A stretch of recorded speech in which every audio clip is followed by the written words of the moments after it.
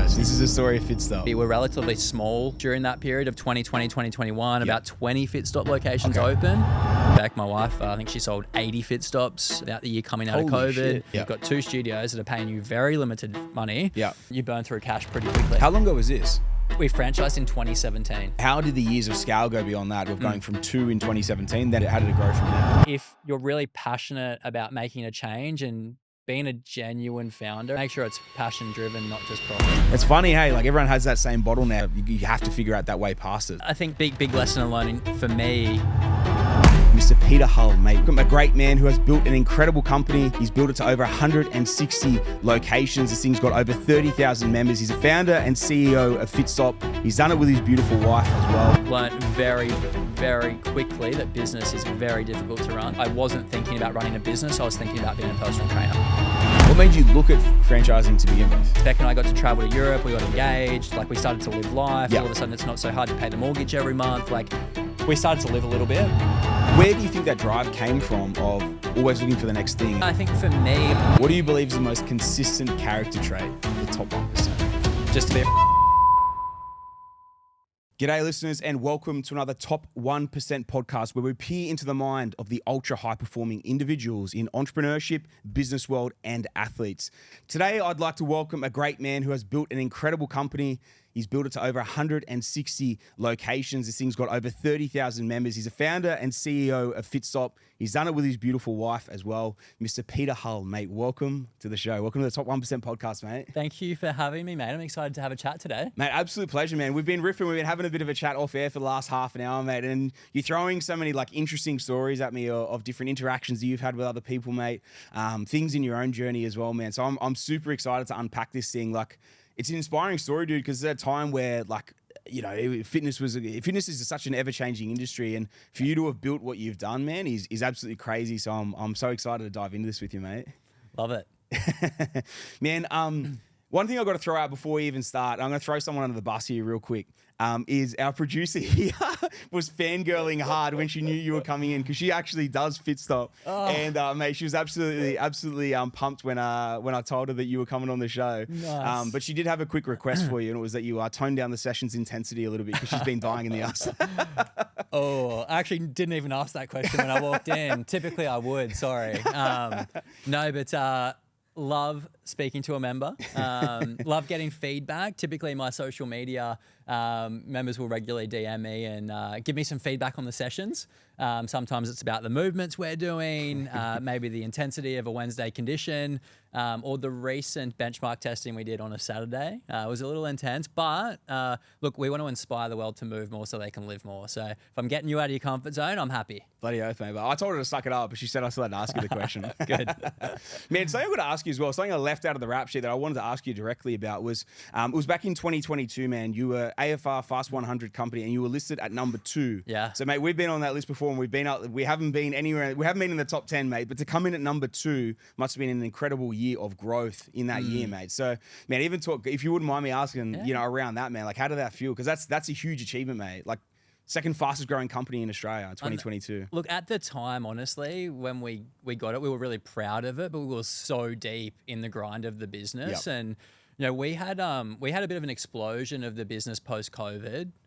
You know, we had really kind of stood for something, especially in Queensland, and that was to keep people safe and keep them moving. And I think that authenticity that we went to market with, and we genuinely cared about our business owners and our members, the business just went crazy. So I think Beck, my wife, I think she sold 80 Fitstops that the year coming out of COVID. Shit. You know, we were relatively small during that period of 2020, 2021, about 20 Fitstop locations open. And then you sold 80. Beck sold 80 in a year. Yeah. Wow. So, you know, things just went to the moon. And yeah, to get that was really nice for the team. To be named number 2 was awesome. But you always want more, right? Of course. It's kind of like, we didn't get number Number 1. I knew you were going to say that. I actually had this conversation this week. This is a bit embarrassing, but the plaque they send you, we haven't even framed it. And I saw it kind of sitting over in the corner. I was like, hey, Dana, we got to get that framed. Like, we've got to be really proud of that and cherish that and hold on to it. Number two's crazy, that's for sure. Yeah, that was a period that really shaped us as a team.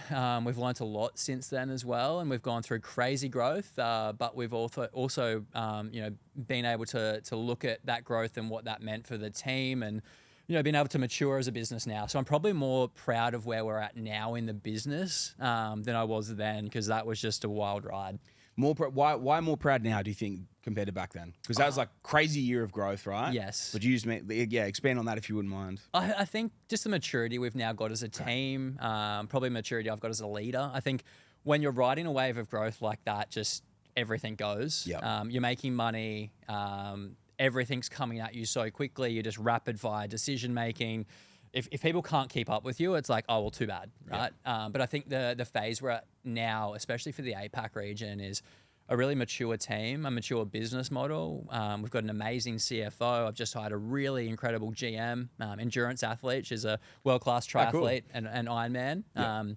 Very fitting for a Fitstop. It is, yeah. And I think that's been a big lesson for me as well, is it's not about how fast you can sprint for a year. It's how can you hold this pace year on year on year and build it brick by brick. So where we're at right now is a super exciting time. I think we've cemented where we want to sit in the market, and also what our growth looks like, and that's now leaning into international growth. Yeah, that's awesome, man. That's awesome. That was something. Obviously, I met you at the founders table down in Sydney. It was literally only a few weeks ago, man. And that was when you were talking to me about like this international expansion. And I'm like, it's wild to even have grown to the size that you guys are in Australia. Yeah. But then to also like take it internationally, globally. And you're in 4 different countries, 4 continents, right? Or 4 countries? Yeah, 4 countries. Okay, yeah. sweet. Yep. Australia, New Zealand, Singapore, and then now the US. US. Yep.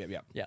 Yeah, perfect. So, dude, I'm so intrigued by the franchising model and what you're doing, man, and especially obviously the US takeover, which I'm sure is going to be coming in hot. So, man, so very, very excited to unpack all of this further into the episode, mate. Okay. Man, what I always love to start with, and I was saying this to you off air, I find it so similar, the backstory, so similar but so different in terms of the backstories of entrepreneurs that achieve really good things. And so often it's like the crucible of fire, you know what I mean? Like you go through so much shit in your younger years and like all these sorts of things that shape you into someone that can, deal with, like you said, like that year of ridiculous growth where you're almost continually putting out fires. Yep. I feel like if you don't go through formative years when you're younger, they almost shape you to be able to cope with those sorts of fires and have that resilience and the determination. So, man, I would love to know a bit about your backstory, man. Like, where are you from? What were your parents like? What do your parents do? Like, what was your upbringing like, man, to build, that sort of mentality within yourself? Yeah, sure. I had a really fortunate childhood. Okay. I grew up racing motocross. Sick. I'm not good at team sport, which is weird because I run a fitness company. And you've got a huge team. Yeah. I can't catch a football. Like, honest to God, can't catch football. Yeah, I'm very uncoordinated. But put me on a dirt bike, a push bike, go and do triathlon. I'm doing High Rocks next weekend. Sick. Like, I love getting out of my comfort zone. Yep. I'm probably a bit more of a solo player when it comes to fitness and sport. Yep. Again, interesting because I've built a business that's so heavily driven around community. Yeah, for sure. But I grew up racing motocross. I started riding a motorbike when I was 5 years old. My dad worked in the motorsport industry for a long time. He worked for Honda Australia. Okay, sweet. He actually was mechanic for a lot of world-class athletes when it comes to motorsport. And it was kind of, I guess, just falling into it because of him. He got me on a bike when I was 5, and then that evolution kind of just it started to roll. I started racing a dirt bike when I was maybe 10, Yep. And then tried to chase the dream to become a professional athlete. Okay. I think what sort of like racing did you do when you were younger? Like in terms of dirt bike, because there's so many different styles of motorbike riding, right? Yeah, so I raced motocross and supercross. Okay, did a bit of super motard, so that's kind of bitumen and dirt. Yeah. But basically anything on 2 wheels I wanted to try. I did try play basketball. Again, didn't make the team. No good with the ball, right? My parents tried to make sure that I was, trying different things and put me in I guess different environments. Yeah. I love the water. I grew up around my cousins. My family had a little beach house. We had little boats, and would go out and try catch fish and sand crabs and things like that. I was selling sand crabs at my primary school. Selling them 3 for $15. Oh wow, cheap. I know the price of seafood now, mate. A little bundle pack. Yeah, but I think I've been always interested in, I guess, some form of sport, but then for some reason, business. And then I think it was always around something I was passionate with, though. Like, I wasn't selling the sand crabs to make money. It was like, I liked this gamification of I could go out on the weekend and I could put my crab pots out and I could find some crabs, and my mum loves seafood, so I could give some to her, and then I could take some to the teachers and make a little bit of money. Did you charge your mum for the? I didn't charge my mum. No, she would have paid for the fuel and the bait and all the things. But then also like mowing lawns and I don't know, I still love mowing my lawn today. If you follow me on Instagram, I always post mowing my lawn. Oh, I love it. No, what is it, the old lawn porn? Yeah, I think I've just always been interested in almost like what's next, but I had to be really passionate about to do it.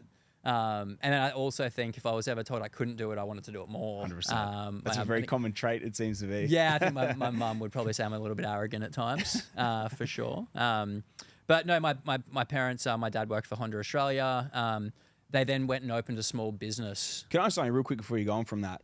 Where do you think that drive came from of always looking for the next thing and looking for that next, the next thing that you could dominate or win at or what? Because it sounds like it was from a very young age, but then also kind of the entrepreneurial spark with it as well of still trying to make. It's not like you were just giving these things, except for your mum, looking after the mum. Yeah. But other than that, man, you were selling them, right? So like, where did that come from and even the work ethic around it? Yeah. I think sport teaches you that a lot. Yeah.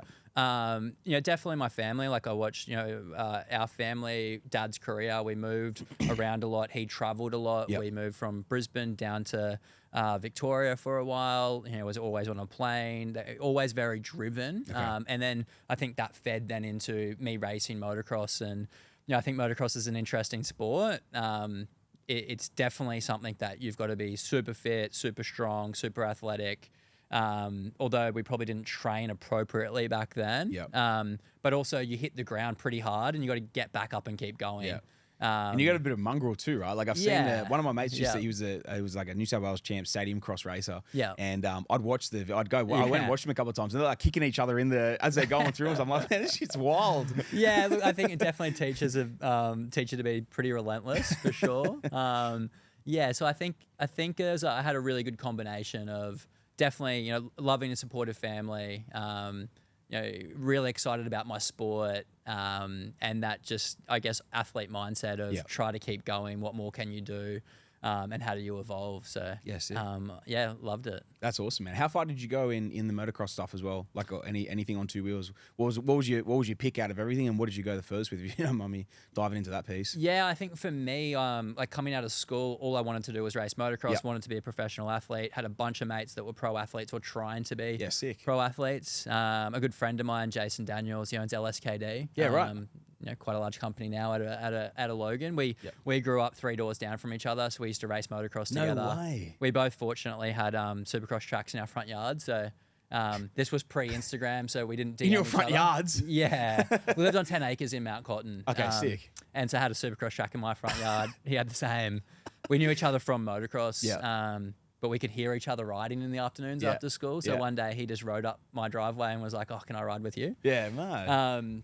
Became good friends with him, and I got to see him build a business as well, starting from kind of his mum's garage, screen printing shirts and caps and selling them at motocross tracks as well. So I kind of got to witness that firsthand coming out of school too. That's mad.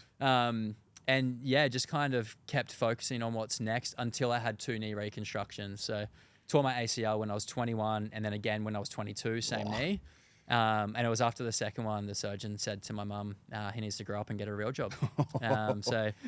She cut the funding. Bit of tough love all around. Yeah, I had some really good sponsors at the time. I did an apprenticeship as a motorbike mechanic so I could stay in the space. Yep. But I decided it was enough for me. I still went on to do a lot of coaching. I did a lot of traveling from Australia and the US working with athletes, but that kind of threw me head first into fitness. I think when you can't do, you teach. Yeah. And I became obsessed with my own recovery and rehab, and I wanted to go and learn more, and then I wanted to give back to the space. So that kind of got me involved in fitness, became a personal trainer, and then just started growing business after that. That's crazy, man. So 2 ACLs over like a 2-year window as well. Yeah, that's 9 hectic. months. So I guess got me into fitness was. Yep. I got the first one repaired, so they take your hamstring out and graft it, and they send you on your way. I didn't really probably listen to the surgeon, the physiotherapist, or my personal trainer. I kind of went and did my own thing. Again, my mum coming back in my head, "You're arrogant, Pete. You can think you can do it better." So I didn't do the rehab properly. I got back on a bike within 4 months. You're supposed to take at least 6 off sport. I didn't know, didn't research. That's when the graft is weakest. Went back into racing, went to a stadium cross event in Toowoomba, overjumped one section. ACL was so weak that it just blew again. It blew out, but it also made my tib and fib break across the top. So then I had surgery again, took it from the other side, but then also screwed the top of the tib and fib back together. So that was a 12-month recovery, sitting on the couch. Had just met my now wife, Beck. Okay. So she was looking after me. My mum's looking after me. I'm on insurance, and I decided to go and study to become a personal trainer. Okay. Hectic. Yeah. Hectic. Yeah, it's the first time in my life I played Guitar Hero. I'm also not good at video games, I think, fortunately. So first time in my life played Guitar Hero. Sat on the couch way too much for the first probably 3 months. Yeah, okay. And when you kind of lose your identity, it's pretty challenging, I think. So fortunately, I decided to go and study and do my basic Cert 3 and 4 at the Australian Institute of Fitness. And then from there, met some incredible people and learnt, I guess, in a really practical sense, how I could rehab and recover myself. I learned the basics of a strength and conditioning program. I went and studied dietetics and learnt how that I needed to fuel myself. And then I started to work with a bunch of friends that were pro athletes and developed a formula and started getting amazing results from them. And then decided to grow it. That's crazy, man. That's crazy. Because if we think of like the ACL is the recovery is. It's the longest recovery out of everything, right? Like even a broken leg, a broken femur at the top, your big, massive leg bone at the top on your quad, guys, is I think a 6 or 7 month recovery, and the ACL is supposed to be 9 months. So if you to come back in 4 months, like for anyone that doesn't understand the gravity of that, like that is wild. It's just silly. It's to attempt it, right? Yes. Because it is literally supposed to be the worst injury that you can, from a recovery perspective, the worst injury you can have. So, man, that's crazy. You came back and then obviously blew it out in a crazy way. But it's funny, man, where like these little things and so often we see these little things that happen in life, well, not little, big, right? That's a massive event, but they completely pivot in terms of what we are doing in potentially doing in life, and look at the trajectory it put you on as opposed to going down doing what you were doing with the stadium cross racing and all the rest of it as well. So it's crazy, seeing those changes that can happen and then the different trajectory it can put you on as well. So definitely. It's man, I'm sure it hurt at the time, and it was a lot of grief getting through that piece, but mate, pretty see. How was Beck during that time as well? Did you meet her at the start, like just before, or? I met her after I did my first ACL. We were friends. I actually met her through, again, Jace, my mate, founded LSKD. So his girlfriend was best friends with Beck. So I got introduced that way. So we were always kind of around each other. And then after the first ACL, finally wore her down, I think. Pretty relentless. Started dating, and then... Who's this guy following me on the crutches all the time? The knee brace. I don't know what she saw in me then, honestly. I think I was on insurance. I was jet skiing a lot. I had a stand-up jet ski. A bunch of my friends were stunt riders, and so look, we had a lot of fun. But I think a lot of it came back down to that level of support and drive towards kind of what could be next. She's always been super supportive. I think Beck knows that if I put my mind to something, I'm going to pull it off. There's probably going to be a lot of pain and sacrifice throughout that process, and she's definitely gone through that. She probably gets the harder part. I get a bit of the glory and the fun, and I get to kind of live and breathe it, and she's a bit of a passenger at times. But she believes in the big picture and what we've been able to build together and go through those kind of, I guess, the peaks and troughs of building a business. It's really nice to know that she's my number one supporter, and we get to build this together. 100%. No, that's awesome, man. That's awesome. It's cool, man, because I know when you were talking to me about it as well back on the boat when I first met you, and you mentioned you said a lot in terms of how much she's driven different things as well, man, and been instrumental in so many different parts too. So I'm looking forward to unpacking that in a little bit too, man. I want to just rewind a second, just because I pushed it in a different direction. You were about to tell us what your parents kind of did, which I think you said around 10. They were starting different businesses and everything as well. Yeah, Dad. If you don't mind diving in on that, it's hard. Dad jumped out of the corporate career. A few health problems, pretty stressed. Wasn't looking after himself. Decided they would start a small business together. It was an outdoor power equipment, so mower shop, in the Redlands. And I got to witness them build a business. And They did really well, but I constantly remember saying to them, "You guys got to work smarter, not harder." How old were you? I think I was in grade 10. Okay. Around that time. So how did you know about working smarter, not harder? I don't think I did. 15 years old. I don't Oh, think really? I did, to be honest. But I think what I saw was, again, great childhood, but they were just always in the business. It was 6 days a week, obsessing about it, weren't able to scale it, had a very small team. Okay. Dad was like, mum's running the front of the house business. Yep. Dad's still, dad's mechanic working. Oh, he's out the back. He's in the out shop. the back No on the way. tools. Like, yeah, right. And they would have team come and go, but Yep. it was very kind of them driving it. Yep. We would go from school, we'd ride our bikes home, we'd go to the shop, we'd empty the bins. We'd do the thing, go upstairs, do Yeah. the homework, get home, Yep. like do it again. And again, they did incredibly well out of it. They ended up selling that business. Okay. Semi-retired now, but kind of not really because again, I don't think Dad knows how to stop. But yeah, I got to witness firsthand how them doing that. Yep. So I think that was really pivotal for me. Yep. And then once I became a personal trainer, I also worked in quite a small personal training studio. Okay. Again, family owned, family run. And unfortunately, that business ended while I was working in it. Yeah, right. And again, I just saw a family run business that didn't have systems, wasn't able to scale, was distracted with 10 things going on. Yep. And they weren't making money. Yeah, right. So I think This I got is to the see. PT business, the other PT business you're working in. Yeah, so Yeah, I just right. rented space from them. Okay. But I got to see firsthand, them obsessing about the business and working in it, Yep. not knowing how to scale it, and then unfortunately not make money out of it. Yeah. So what do you think were the biggest things, like you sitting in there, right, both with your parents sitting in that business, and then obviously the PT business that you rented space from them and they ultimately failed. Yeah. What do you like looking at those, and especially as a younger bloke as well? What were the biggest things you took away from it at that time that they were doing incorrectly? Look, at the time, I think I just saw them doing a lot. Yeah. And not understanding how you could start to offload some of the roles. Yep, okay. How we could actually get more people involved. Was there a way to scale it? Yep. And I had limited business knowledge then. But I think looking back now, it's like, what was the overall strategy, guys? Yep. Like, what was the outcome we were looking for? Why were we working? And I think from my parents' side, it was to give us a good upbringing and to to be able to, do things that they wanted to do, but it was almost the reverse then because they were tied into the business. So it wasn't until now they've exited that it's like, now they've bought their caravan and go on holidays and travel Australia and like, and I just think sometimes there's a smarter way to do things. Yeah, 100%. And it was very similar in the other fitness business I witnessed. It was, I think, when you're in it so deep and you're just so tactical, you can't look at the thing strategically and look at how it could scale. Yeah. Yeah, 100%. It's funny you say that, man, because so I grew up on like a little rabbit farm and we used to produce stock feed and stuff. And man, I always like looked at my parents, man, working like 7 days a week. And Dad was a mechanic by trade, and then he was and then he built this feed mill by hand. And man, he'd just be working like 12, 14 hour days every day, like 6, 7 days a week. Mum would be on the books, and like they'd just be trying to do everything, not like strategically scaling. It was almost just, it was always, I was like, why don't you hire someone for this or that? Because I worked in the business actually for about 10 years during my late teens to late 20s. And man, I was always like, why don't we like hire this, like replace that role from Dad? And like, because he was actually very smart at what he did, and he was good.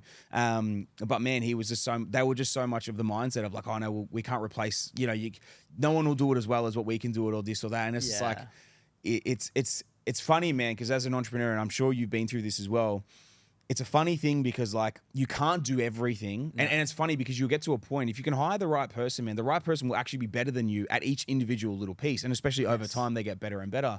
But it's such a mindset, especially of those small business owners, and probably the old school way of thinking, because our parents are probably a very similar age, of just thinking, I'll do it all myself, and I'll stay in the trenches and all the rest of the sort of thing, rather than looking at, well, how could I strategically outsource this, or even strategically bring the right people in to take this away so we could grow it and expand it from there too. So it's funny, man, like kind of seeing those different little lessons. And I know when I started in business, I had a few people sort of say that to me as well, because I used to try and do everything, man. I'd do the sales, I'd do the strategy, I'd do the sourcing, I'd close every deal with the clients and all the rest of the thing too, man. And I started getting couple of those people saying that thing in my head, like coaches and mentors and stuff. And then it made me reflect on even what my parents had done. I'm like, fuck, I'm still in this same I'm thinking the same way that they are. I need it. Like that's the unlock Yes. level to go to the next piece, man, and move forward. So Definitely. it's funny, hey, like everyone has that same bottleneck. You just you have to figure out that way past it. So it's funny, man. Again, we look at completely different industries. Yeah. And even we're talking about a feed mill. Yeah. We're talking about a mower shop. Yes. We're talking about fitness, one of Yep. the biggest fitness brands in the country compared to one of the biggest bloody buyers agency brands in the country. They've all got the same bottlenecks, you know what I mean? It's unlocking them and just figuring out how to unlock it in each individual industry. So it's interesting, man. Like, what are your thoughts on that? Well, I think, so, again, big lesson in learning for me, because, again, I was very similar. You know, this business closes down that I'm subleasing space out of. Yep. I go and work at a 24-hour gym for a little bit. Okay. But I didn't have my membership base, or my clients at the time weren't the gym members. Okay. I was working with athletes or, friends, and people were coming to me. They Yes. weren't members of that gym. Yep. So I'm seeing clients in the morning. I'm then off to a motocross track, or I'm working on bikes. I'm doing something. Like, there was always something going on. I was Yep. trying to make money as well. And then I'm coming back in the afternoons. I'm not probably gelling with all the other personal trainers in there. It was an interesting time where I got to see then what a fitness business or a gym, how a gym ran, and the culture just didn't really align with my thought of fitness should be about giving back, and it should be such a positive environment. It's the best hour of my client's day, or I'm getting these amazing results. But then in here, it doesn't feel that way. Yeah. Like, how do we change that? What did it feel like? It felt like everyone, which they were, was subcontracting and so protective over their own turf. Okay. And I was only there for probably 6 months, and I saw multiple personal trainers come and go. Yeah. And the top ones that are making great money are making great money, but it's you're paying for your time for money, right? Yeah. So you're trading time for money. Of course, yeah. And the second they would go on holiday or leverage themselves or do something, it's like, oh, now my business takes a step back. Yeah. I'm not making the same money. I'm stressed. I'm out. Yeah. And unfortunately, that's just a cycle of personal trainers in Australia, probably globally. Yeah. And I just thought that there was more to this, and I wanted to create a culture that was exciting to come to and was genuinely about the fitness component of it. So I talked, I went home one day and said to Beck, I don't want to work there anymore. Yeah. I want to take what I'm doing and turn it into group fitness. Okay. And I want to lease a building and fit out a gym. So here we go. So this is the story of Fitstop. And that's how it started. Okay, And sweet. So other fun fact I'll touch on is Fitstop came really from kind of my motorsport background, Okay. so motocross. Yep. My original brand was called P2P. Okay. Power to perform. My mum actually made it up. She thought I could give people the power to perform. And then when we were going to motocross tracks, Yep. I used to create a pit stop, and I called it Fitstop because it was the fitness pit stop. There we go. For the guys I was coaching, Yep. and I was doing a lot of coaching and training with kids, especially school holidays. So Okay. I was going and running training camps for a week and teaching about training off the bike, on the bike, nutrition, Yep. all the basics. But yeah, it was my Fitstop. And we then go. so when we opened the first Fitstop, it was still called P2P's Fitstop. So a bunch of our members still out at the Redlands probably still call it P2P sometimes. No way. And yeah, started it as a very small group training studio, very athletic inspired. Convinced Beck to sell her car. So she funded the first Fitstop. No way. Toyota Corolla. I think we sold it for $16,000. Yeah. I bought, I think, $10,000 worth of equipment from China. Yeah. It arrived in a shipping container a day before we opened. I opened with 0 members, just my PT client base. Yep. And learned very, very quickly that business is very difficult to run. And within the first 3 months, I was making all the same mistakes my parents were making. No way. The Yep. other studio that went broke was making. Yep. I was all things to all people, and then still coaching motocross riders, going out to motocross tracks, working on bikes. I had a supplement company. I was selling sports drinks. Yeah, right. Ready-made sports drinks. Okay. I was doing apparel and everything, Okay. but not good at anything. Okay. So you had this huge spread Yeah. that you weren't killing at with anything. It was like the jack of all trades, master of none in this point, right? What made Yes. you drill in? I actually went to a seminar run by Jack DeLosa Okay. from the Entourage. Oh, yeah. It was Who we were sitting next to at the we were founders on the table. boat Yeah, with yeah. him. Yeah. I literally sat on the boat. I think the first year in business we did about 20 grand in revenue. Yep. And I paid him $18,000 to do this course. But the best course I've ever done. Okay. it was incredible for me because, again, I wasn't thinking about running a business. I was thinking about being a personal trainer. Okay. And a personal trainer gets stuck in what's the fitness program and how do I make sure that I'm my best self for my client. Does not think about how am I generating leads, what's my marketing funnel look like, what's the business model look like, how do I pay the bills. So I think I saw on Facebook Jack Delos's Scalable and Saleable seminar, come to Brisbane, it's free. I went and watched it for a day. I took two of my friends. One of them said, you should look at this. The other one said, don't do it. It's a scam. So the two devil on each shoulder, angel and a devil on each shoulder, right? Yeah. So I went, and look, I can't remember who exactly spoke on the day. I think it might have been Janine Alice. There was some big hitters. The Boost Juice. Boost Juice, Andrew Morello, I think, spoke on stage from Yellow Brick Road back then. And I went home and I said to Beck, look, this course is pretty interesting. They talk about how to scale a business. It's all business basics, but it's $18,000. Again, fortunately, she had a very stable career at the time. Did she have another car to sell? She didn't. She actually had she fortunately had a work car. She had a company car. That's why we sold it. She wasn't like walking to work. No, it was a joke that was the next funded piece was the other car. No, but look, I wasn't paying us at all at that time. Okay. Again, I think the revenue we did that first year was $20,000. Okay. She worked in recruitment. She's very good at recruitment and made enough money to help us live, pay the bills, pay the mortgage. We had a house. We jumped in the deep end and we bought a 350 square meter block of dirt in Ormo. Back in, I don't even know when it was, 11 maybe, 2012. And built a house on it. A bunch of my friends who were trades all chipped in and helped us build the house. No way. I was on the tools, a lot of it. We built it through Plantation Home. But I had my mate do all the sparky work. You know, we rented it ourselves. We did all the landscaping. But again, fortunately, she's paying the mortgage. But again, we've always just dumped in the deep end. It's like, what do we do? Even if we're probably not ready. And if you had looked at our financials back then, you probably would have said we're crazy. I think the bank told me I was crazy at the time. But we're giving you the money, but you're a crazy bastard. We're giving you the money because your partner has a job and she does really well. But you can leave. I think that's something. I think it was something along those lines.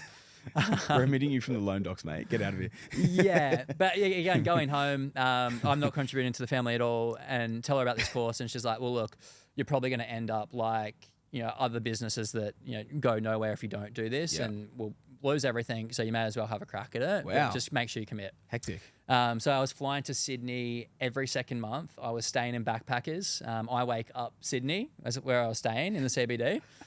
Which is glamorous.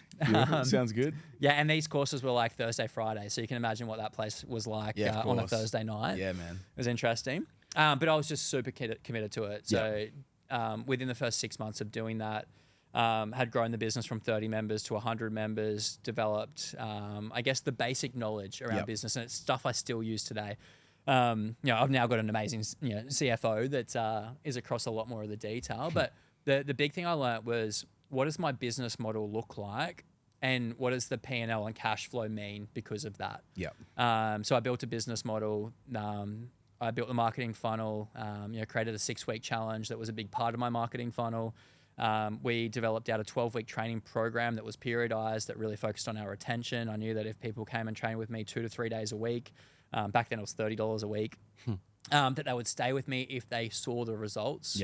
I knew that we could still train athletes, but I also needed to broaden up that to make sure that I could work with anyone that wanted to be in a team environment that had done some form of physical activity before. And typically my market was people that were active at school, that had lost their way, gone to uni, put on a couple of kegs, spent too much money on Thursday night cheap drinks in the city, or had gone and done a trade and were eating sausage rolls and meat pies for lunch, but wanted to be immersed in that team environment again. Wanted to train hard, wanted to do the work, but probably most importantly wanted more for themselves. Sick. And developed a brand and a business around that, and that took us from kind of 30 to 100 members, and then we moved out of that space into more of a retail space in Victoria Point, and then just kept evolving the brand.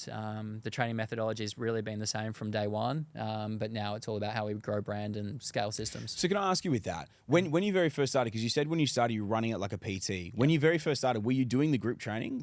You were? Okay, sweet. Okay, Yep. sweet. So the real change came when you just changed the way you were actually running the business as opposed to the model of training. You knew that worked, but it was changing effectively how you ran the business and scaled it from there. Look, also when I went and joined the Entourage, you asked, how did I had tunnel vision on one thing? Yep. It was, I actually went to the Entourage because of my sports drink. I Okay. thought that's the thing. Way. I still think that's the thing that's going to make me incredible drink. What's it called?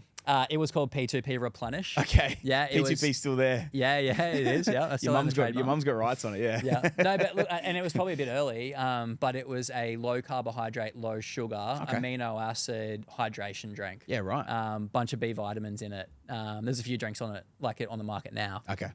Maybe I bring it back one day. Once I hit 100,000 members, maybe I bring it back. There and we then, go. Shoot it to the moon. But I went in, I got a mentor through that program. He looked at the business and said, that's not scalable. Okay. Like, that's going to be a really challenge, but you've got an incredible training product. You need to lean into that and you need to be able to scale that. Interesting. This is how you're going to do it. And again, it was simply going back to the P&L. What's going to make sense? What's scalable? What do you need to think about? Yep.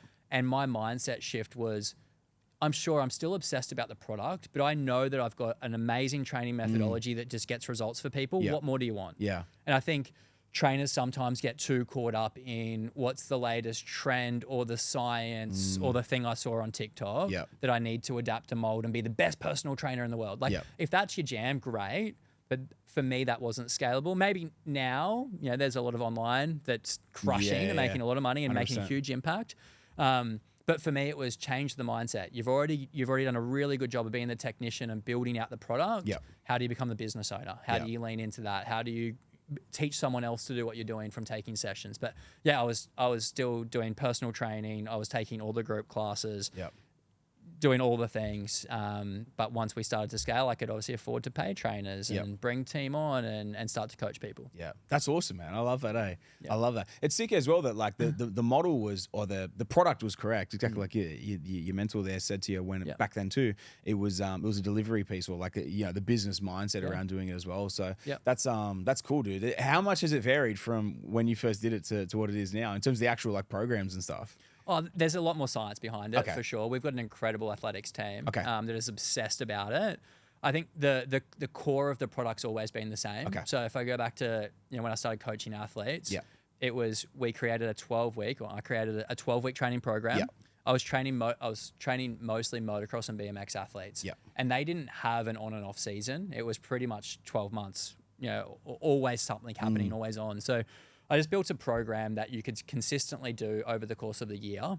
The big focus was periodization, and it was 3 key elements or 3 key session styles that had to do every week. Okay. So one was strength-based, and strength-based meaning that they needed to be able to still hit their main lifts, so bench press, back squat, deadlifts, push press, and focus on periodization around that, but still make it exciting and fun and dynamic. Yep. We had an endurance-based session, so cardiovascular endurance. Again, a motocross rider back then was told to go and swim in a pool for 2 hours or jump on your road cycle. I didn't believe it needed to happen. Yep. We just needed to do kind of zone 3 and 4 cardio. Yep. But make it interesting. Yep. And that's all our endurance sessions were. Yes. And then I wanted a bit of metabolic conditioning in there. Again, a bit of a hybrid athlete as a motocross rider. Yep. I wanted to be able to get them out of their comfort zone, spike their heart rate, make sure when they finished they were completely spent. Yep. So if you could do one of each of those sessions every single week and follow the 12-week program, these guys were the fittest and strongest Hectic. and most dynamic they've ever been in their life. Yeah. And then I applied nutrition to that as well. Again, these guys were buying Subway and eating hot dogs and a Gatorade for their lunch. Like, so, basic nutrition around that and around their program and what they were doing for their sport. Yeah. We were training them in the environment to be better at their sport, not be better at gym. And that's what stayed really consistent with Fitstop. So our mission is to inspire the world to move more so they can live more. Yeah. What it really means is they can say yes to more and no to less. Yeah. We want our members to do their first park run, their first half marathon, their first High Rocks event. Yeah. I know, what event have you done recently? We have to sign you up for a few. Mate, you got the half marathon coming up. You got There a you half go. marathon coming up. I think right? isn't that why you doing Fitstop? There you go, mate. There you go. Because when you come to Fitstop, we want you to follow a program. Yep. We don't want you to overtrain. We want you to be periodized. Yep. We don't want you to have to think about it. Yep. We want you to come in and book in 3 days a week. So our app gamifies it, gives you confetti and stuff when you book in for the 3 days a week. We also take you on a journey from a rookie to a living legend over the course of a year by just doing 3 sessions a week. Yep. So if you go back to the basics of what we built out, again, 12, 13 years ago, we just wanted to make sure you could create discipline around your training regime. And if that's 3 sessions a week following our program, plus then train for your sport. So you still need to be on your bike or on your legs now doing your half marathon. But stay consistent with it. And then the kind of next tier up from that was we inserted a 6-week challenge to focus on how we could teach people about nutrition. Again, just basics about nutrition, hydration, bit of sleep and recovery. And then the next level up from that is all about human performance tracking. So in our app, we track all of our key metrics, anything from your 3-rep max, your 1-rep max on your main lifts, but also calorie times, run times, and all that sort of stuff. And again, going back to being an athlete, that's all they needed to do. And if you could do that every 12 weeks and you could then do that brick by brick, year on year, we know you're going to get fitter, faster, stronger, just better at life. That compounding effect is just going to take over. Hey? So the program's really similar, same methodology. Just more scientific. We now call it different things. We've changed the names and the branding behind the sessions. But I've also got a super granular team that is just in the detail every 12-week block. We get 30,000 members now. We get a lot of good feedback. So we collect feedback either through our app member surveys, but then also our business owner surveys. We've got 850 trainers around Australia. So they give us a lot of great feedback. So every 6 weeks, we're running feedback loop meetings. So the fitness team send out surveys to our trainers. We collate the surveys. They then go on a group call. They ask questions to all the trainers. We get the feedback. We rebuild the next block. So you're getting that consistent feedback loop, man. You're constantly asking for it as well, so you can continually be improving on the product and getting better and better as well. How big's your team internally? So obviously within all the franchises, obviously there's a huge spread of that right across the whole country, and that's got its own number. But in terms of, like you said, there's like your research team and all the rest of it that gets all this stuff ready to go. And I'm guessing it is the same product like Oz-wide that's trained in the gyms. Okay, sweet. So how big's the team that comes up with all that and stays on top of all that side of things? The fitness team's relatively small because franchising, you get to leverage power in numbers. You get to leverage the network. Now, if you go super isolated and you become this like franchisee versus franchisor and dictate, of course, I think you'd have to have a much bigger team. But we lean into our network. Our fitness team is 3 people. Our total company is 22 people. And that's to look after 160 locations in 4 countries. But it makes sense as well, right? Because like if you and I was just curious around it because like if you imagine if you had like instead of 22 it was 200 or you know what I mean, something like that. It's like how many opinions can be butting heads? But if that's the brain's trust and then it's given out to everyone to effectively implement, and this is what's working and all the rest of it, this is how we're tweaking it. It makes a lot of sense, right? And updating all the different things. So that's cool, man. I love that. So that's like pure leverage, right? Like, and that's what franchising is.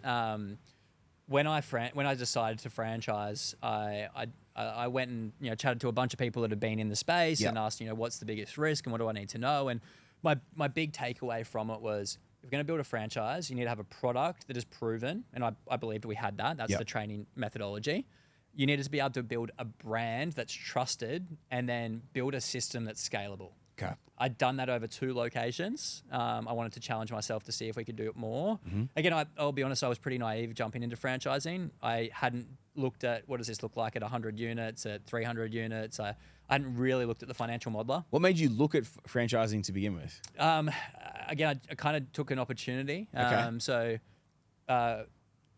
Once the first studio did quite well in Victoria Point, and by well, I mean it was making money. Beck and I got to travel to Europe. We got engaged. Like we started to live life. All of a sudden, it's not so hard to pay the mortgage every month. Like we started to live a little bit. My trainers were doing quite well. She still didn't have a car by this stage, but I decided to open the second Fitstop in Morningside, so still in Brisbane. I did that because, again, I just wanted to scale. I had a great team in the first one. I thought I could just do this again.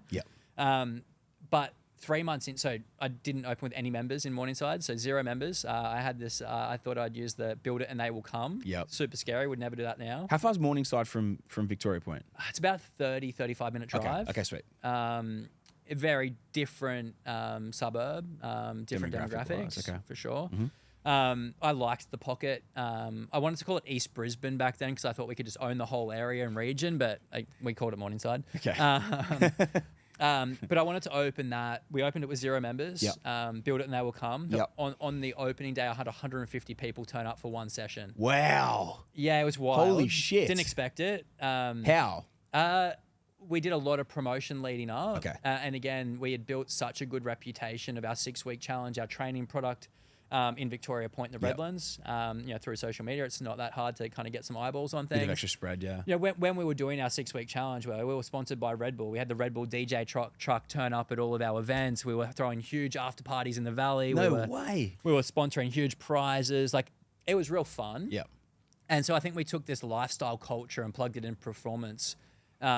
Launch Morningside, promote to everyone. 150 people turn up. Beck's on membership sales at the front door. I think she signed 30 members. Yep. On open day. Yep. Including the husband and wife team that then bought our first franchise. No way.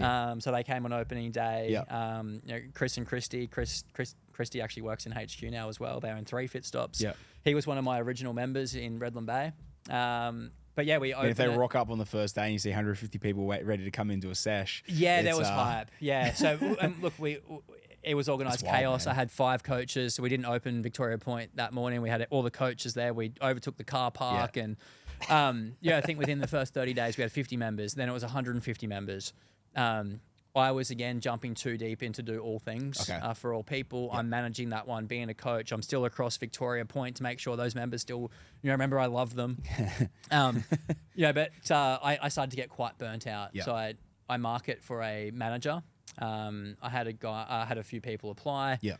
This guy comes and sees me. He's just moving up from Sydney. He was a manager of a Fitness First studio down there, professional Ironman. Okay. He comes to me. His family have business in Queensland. He said, I'm moving back to Brisbane and I want the job. I love the training product. This really aligns well with my Ironman training. Okay. I've never been around a program that I can do Ironman and still come and train in a group environment. Yep. Love it. I don't get that from Ironman. I need to do this. He played football before that. Yep. He said, but I don't want to just be the manager. How do I buy in? Oh, right. Okay. I wasn't sure where you're going with that. I wasn't sure if this was going to be like a Fugazi and it was about to blow up, or if this guy was going to be a beast, or like what was going to happen here. Loved it. And so I think the first principle was he loved the training method. Yep. He saw that the business model would work. His family were in business. He was quite commercial, and just hit me up. So I said, well, look, how about we put you in the role? Like, give me 30, 60, 90 days. Yep. I don't know. Yeah. I'll do some research and I'll come back to you. Yep. So I go and meet a bunch of people who've done franchising, met a franchise lawyer. I go back to Sam and say, hey, mate, look, if you're serious about this, it's inspired me. I think I'm going to franchise. Okay. I want more people to do this. If you want it, others are too. Yeah. So I ended up selling him Morningside as the first franchise. Yep. He's still the owner of it today. I still train there most days. No way. Beck and I live up the road, 5 minutes up the road. Hectic. That's still our community. Yep. But yeah, he buys Morningside. The manager of my first studio, 23 years old, I think he was at the time. I convinced him to buy that one. Beck and I vendor financed him in. No way. To pay us off for that one. And then we just go all in on franchising. Okay. I didn't want to run. I should have. I should have looked at the numbers. Because when you're in franchising, it was a fixed fee per month that they were paying you. When you've got 2 studios that are paying you very limited money, you burn through cash pretty quickly. Okay. But again, I didn't take the money and be like, oh, Beck, cool, here's a bunch of cash. When you pay off the mortgage, it was, no, let's put that straight into the franchise business. Okay. And we were able to fund the first year of growth in the franchise business. I was the only employee. We outsourced as much as we possibly could. She's still working in recruitment, professional services. How long ago was this?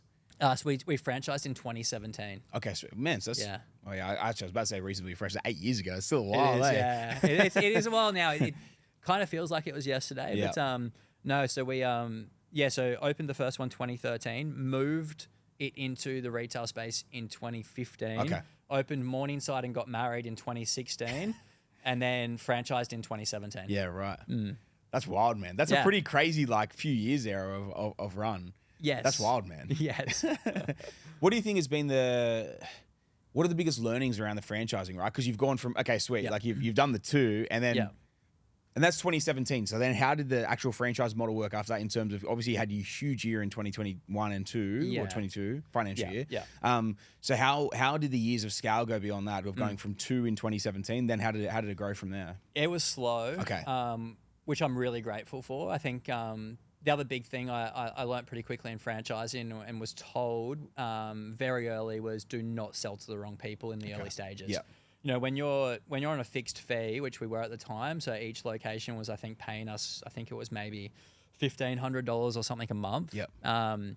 Then that upfront check of selling a franchise, $50,000, is super attractive, right? That's going to keep your lights on. Yep.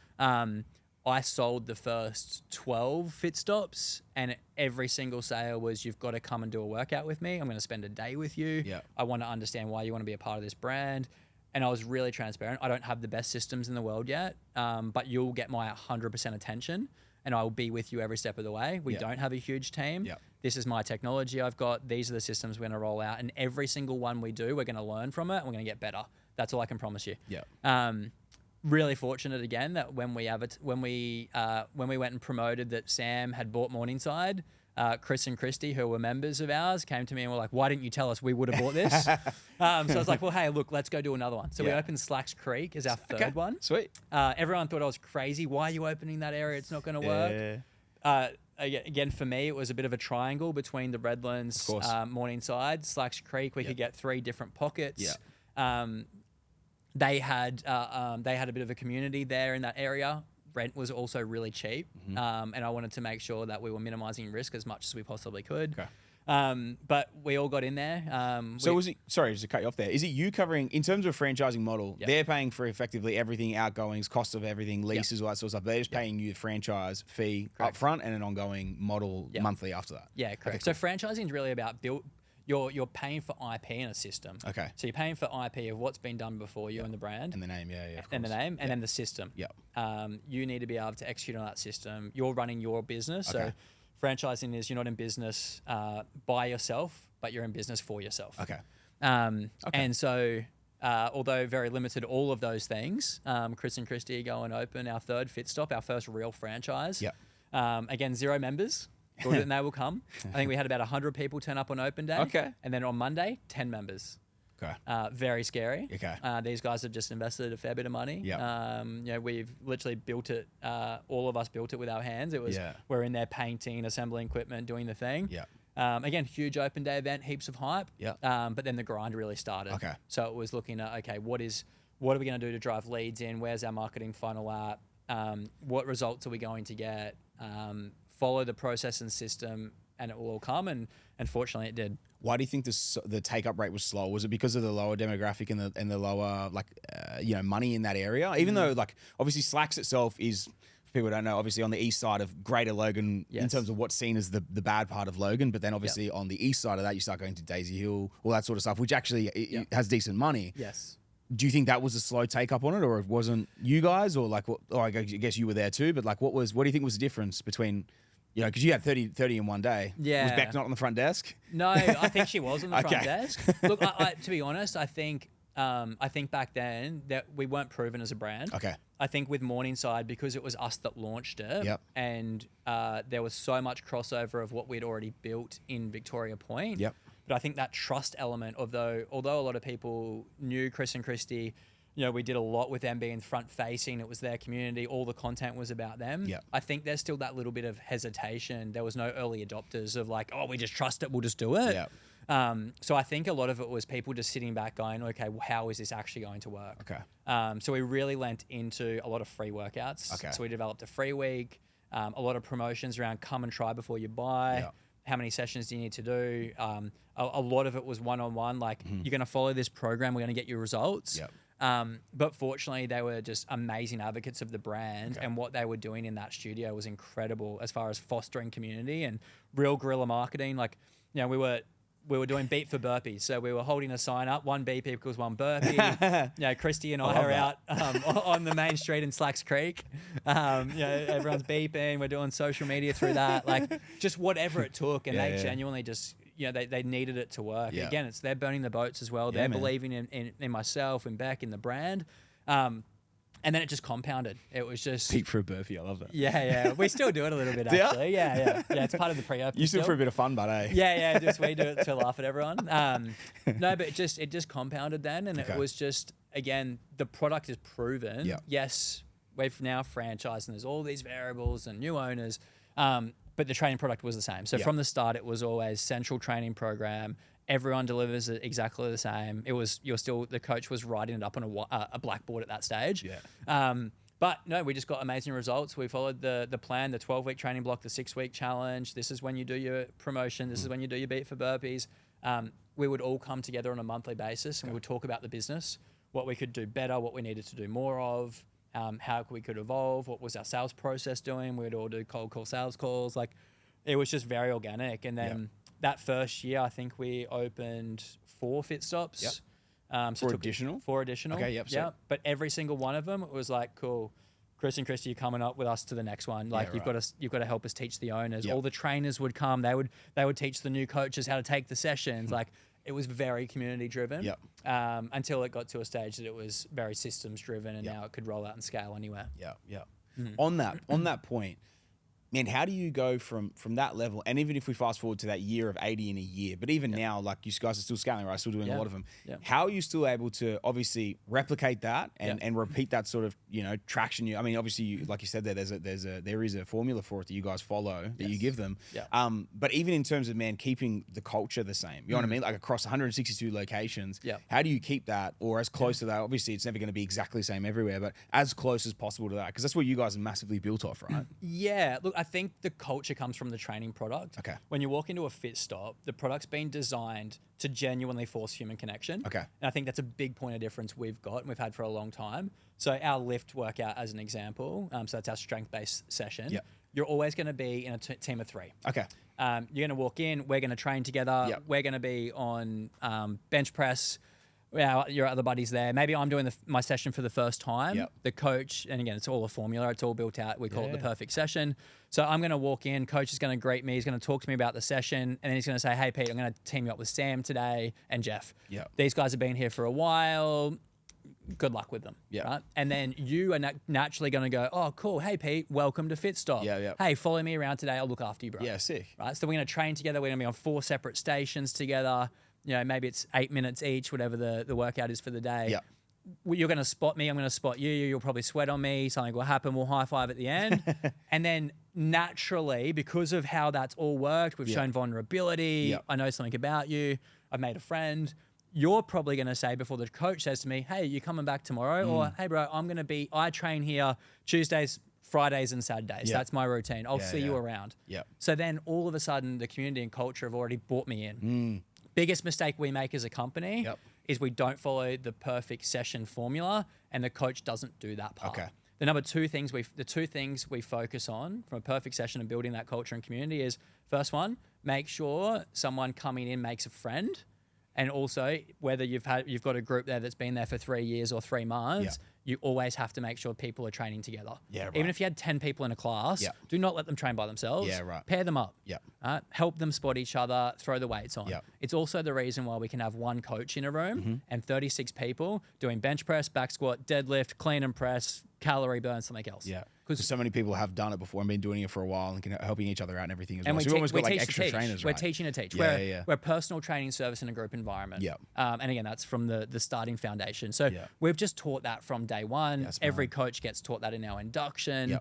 That's how we're able to scale that. And I think if it wasn't for that, it would be very hard to scale the overall culture because it wouldn't be so trapped into the product and the member experience. Makes a lot of sense, man. 100%. Like, if you're going in there, you're immediately making a friend. Like, you're almost like being forced into that situation. Yes. You know what I mean? And go, it's like, how often do you see, and I'm exactly the same as this, if I'm not specifically going in and training with someone at gym, headphones are in straight away, I'm going in, I'm not even looking at people, I'm just in my zone, doing my thing, you know what I mean? But in that instance, and I love training with other people when I do train with others, and then getting thrown into that situation immediately, and you're having a chat, having a laugh, you're lifting, you're training together, all these sorts of things, man. It's and pushing each other as well, which, man, you always train harder training with someone else. Like, 100%. Whether you're competing or you just like someone's telling you, man, get another rep out, and you know you got someone there. You can always lift harder, train harder, further, longer, all the rest of it as well. So it makes a lot of sense, man. That's sick. And obviously the part that that you guys have nailed so well, because you wouldn't have been able to open this many locations and still be killing it in the way that you guys are killing it if it wasn't working, right? And if that piece wasn't holding firm. I think for me, it's always like the core product is everything.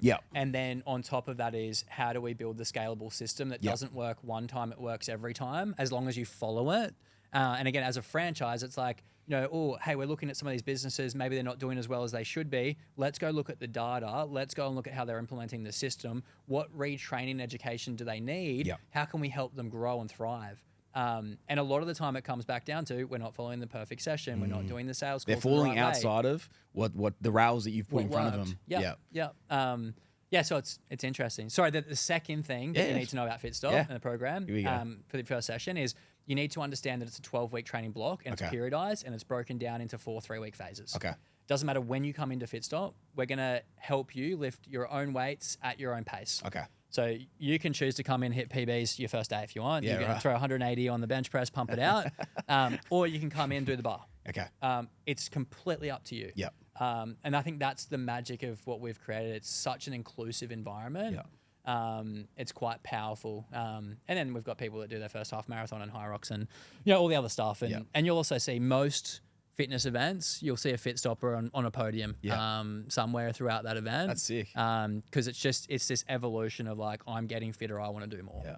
I like what you're saying there, man, because it's almost like complementary to what you're doing. And it's almost like rounding you completely as an athlete. You know what I mean? It's like whether you're a soccer player or a dirt bike rider or a runner or a swimmer or whatever you're doing, like you're doing that stuff outside of it. And then this is like that additional conditioning training. And it's literally like the 3 different hits to hit everything to condition you properly across all things. How many people, they forget that, and it's almost always the shit you don't want to do 100%. Unless you're really trying to become amazing. Like the shit you don't want to do is the shit you neglect, and they make the strengths the strengths. But if you're continually improving on each of those core areas, you're just going to become a much more rounded athlete, man. So that's sick. I like that. Yeah, look, I probably wouldn't go and do a Wednesday condition session by myself. Yeah. But I'll get in Fitstop and again, condition is something, again, it goes back to that heart rate zone training. That's how we program it out. We're going to progress you over the 12 weeks. That's the space you're getting in your head, right? But when you're in your own head and then you look over at your buddy who's hurting probably just as much or smiling doing burpees, or, you go out on a run or on the ski and you high five each other on the way past. Like that's all you need. Yeah, 100%. And that's what Fitstop does super well. That's cool, man. I love that. It's so true. And like, even think of like, when you got to do extras, when you're doing extras, when you're training and stuff, man, so often it's the hardest one to go and motivate yourself to do. When you go on a training with the team or the boys or whatever, the girls, man, it's one of those things of like, let's say, again, whatever team sport is, let's say you're playing, you're more of an individual athlete, but you look at a team sport, man, like if you're used to always training with people and you might do a bit of preseason by yourself, but then whether it's during the season or preseason or whatever, it can be so hard to get yourself out motivated and stick to it. Like let's say you're wanting to do in preseason 3-4 runs a week and you're doing 1 or 2 because you're knackered from work. But then if you go on a training with people that you're getting on with and you're just having it's a social interaction as well. It's that's cool, bro. That makes a lot of sense. That's obviously why it's done so well and continues to be able to, replicate that. I love that, man. Yeah, I think you touched on at the start, like, fitness has a lot of trends. Yeah. It's hard to stay doing this for this period of time. Been doing it over a decade. I've never reinvented the wheel. This is basic strength and conditioning training that we've learned how to scale. And then as we see different seasonal things come in, right now fitness racing is huge, whether it's turf games or high rocks or doing an external event. Our training enhances your training for that. We've plugged in now different accessory training that our locations are doing on a Sunday, whether it's everyone's training for a half marathon or they're training for a high rocks event or a turf games, but it's bringing them together to do that. But yeah, there's no fads in Fitstop. It's things that have been proven. Things that work outside of what I've come up with. But we've just been able to, I guess, align business and fitness together. And it gets results for everyone. Yeah, I love that, mate. Something I always love I love to ask people who have done similar to yourself, but it could be in very, very different industries, is a question around brand differentiation. But man, I feel like you've already answered the question, because it's like it seems like that cultural difference in getting people in and then constantly changing, tweaking, refining, having that piece would be the biggest piece of brand differentiation. Is there anything else you throw in on that? Because it's something I'm always so intrigued about when it comes to all industries, because it's, again, you grow something to 162 locations. It's not it's a franchise model. It's not like you're a Macca's and you're just pumping out something that everyone knows and it's in the right location. And you know what I mean? It's not like someone drives past, I'm going to Macca's sort of thing. It's something people have to seek out. You know what I mean? So is there anything outside of what we've gone through there? I think like, again, if I go back to the first 10 Fitstops, there was a lot of brand consistency, but then we were always really focused on the micro community. Okay. We didn't have a brand at that stage, right? We didn't have the 160 Fitstops. So we really focused on every single Fitstop we opened. what culture and community were they going to stand for and create? Yep. Obviously following the same program and all the things. But the first 10 fit stops actually had different font for their logo because I wanted to make it so unique and niche to their area. Yep. We learned pretty quickly that's not scalable, so we stopped doing that. But you'll see when you walk into a bubble fit writing stop, or something. It was No way. Yeah. So it would be the old logo as well. So we did a Yeah. rebrand coming into COVID, but the old logo was a stop sign. Okay. It was pit stop, Yeah, stop yeah, sign yeah, with FS in the middle, Okay. and then fit stop under it. Yep. We would use the FS stop sign as the logo, the mark, the Yep. brand mark, and then if it was say Morningside was be written under it. So Yep. we didn't even have fit stop on the shirt. Yeah, right. And then the Morningside font was different to Slacks Creek, different to West End, Yeah. different to Wollongabba, to try to make sure that they had their own identity. And then on the back of the singlet was their location number and name. Okay. So I guess like a team sport. Yep. So if you walk into a fit stop now, you'll see on the front wall, the car key wall, with our brand statement, they'll have the opening date, so the date they opened, and also the number fit stop they are. Yeah, right. Most of them in their bios have I'm number 155 fit stop. Yep. Because we've genuinely have focused on creating micro communities around the same system, the same values, the same set of beliefs. Interesting. But it has to be driven around your micro community. Yep. And that's what creates this magic that people are they're raving fans. They're super proud of. Yeah. Sick. Yeah. I love that, man. Yeah. Dude, I got to ask this question, which is the devil's advocate side of the whole piece around this as well. But I think you're going to have some cool lessons right there, unless you completely blow my mind and this hasn't happened. Have any locations failed? Yeah, they have. Okay. Yeah. What do you reckon were the biggest things? And was it? Actually, I'll let you answer that first because I've got something. It was a sub question, but I'll ask you that one first. Sorry. We went through a really interesting time. Okay. So we rode this insane wave coming out of COVID. Yep. So really fortunate. I did raise a little bit of money pre-COVID. Okay. We'd gotten to about 20 studios. Yep. Raised a bit of cash, built a team, and also invested into technology. Yep. We built our own tech stack in 2019. COVID hit. I was testing it at the time in one studio. Yep. Overnight, I released a brand refresh, so all the colors and the brand you see today, and a lot of that was around we wanted to be seen as a more inclusive business. Okay. It was the stop sign, it was blacks and reds and grunge and all the things. We really transitioned that into what we tokened the home of functional fitness. Okay. Home for me is safety, security. Yep. Functional lent into what you did in here would help you out there. Yep. That then kind of rolled into our mission, inspire the world to move more so they can live more. Yeah. So within 24 hours of COVID, we roll out brand refresh digitally across every studio. Obviously, you could digitally. Within 24 hours of COVID. Yeah. Yeah. Right. Yeah, COVID was wild time. But then we also rolled out our technology stack. Okay. So I think it was within 36 hours, we asked all of our members to rejoin our Fitstop at home technology stack. We would keep you safe and keep you moving and keep you connected. Okay. All of our coaches still in their micro communities ran each class time schedule as an at-home service. Yep. We wanted to make sure that we did that because all the trainers, it would mean that our trainers would still be employed. Yep. We would, but we would keep the community connected to their crew. Yeah, we could have easily gone, here's a huge ambassador. Everyone in it. A lot of yep. brands did that, but it was all about the community. Yeah, that's sick. We come out, and then I was on every media station. I'm on TV, radio, talking about this. Yep. So we went from a little household name to a big household name pretty quickly during COVID. So during COVID. Yeah, that's Actually, where the brand during. blew up. Hectic. Was So a time when a lot of gyms closed and a lot of they all struggled, right? Yeah. So we had no one closed during COVID. Okay. They all did a brand refresh. They reinvested in their business. Hectic. We reopened and everyone grew their membership base. Yep. We also came out of COVID and opened 10 fit stops in the first week. People were doing fit outs and pre-sale. We had people open their community. Burley Heads actually did. They opened their community during COVID. No way. Online. Yeah. That's hectic. Like started charging members everything. That's wild. They opened, come out of COVID, over 150 members. We sell 80, things go to the moon. Where it got challenging for us as a brand and business was we went and then scaled into the US. Yep. We built out a team in Australia. We did a second cap raise. I took investment from Lift Brands, who own Snap Fitness globally. Okay. They invested 30%. They took 30% of the company. Oh shit. They wanted to support us to grow internationally. Yep. We were riding this wave. It was, we're getting named, second fastest growing on AFR. Yeah, it's huge. And then a really interesting thing happened. F45, who had been the juggernaut of fitness and someone that I'd really looked up to in a lot of ways from growing a brand, they had a few challenges. Yeah.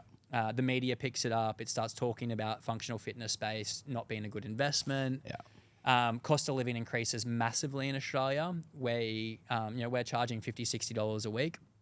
That does affect our membership. Yeah.